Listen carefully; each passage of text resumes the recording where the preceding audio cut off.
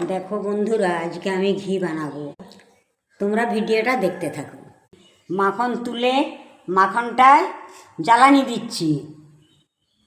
একটা তুলসী পাতা দিয়ে দিলাম যাতে ঘিয়ের সেন্ট ভালো হয়। লেবু পাতাও দেওয়া যায়।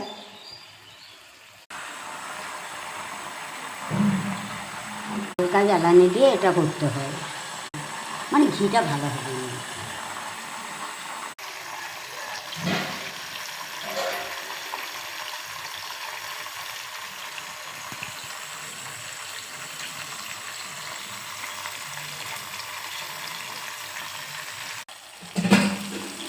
দেখো দেখো আস্তে আস্তে ঘিটা কি সুন্দর হচ্ছে।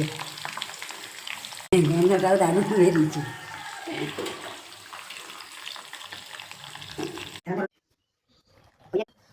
ঘিটা এবার আমার হয়ে গেছে, আমি বন্ধ করে দিলাম।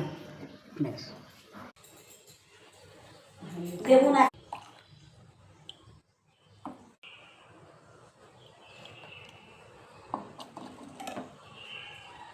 এই ঘিটা ঠান্ডা করে পরে ছেঁকে নেব।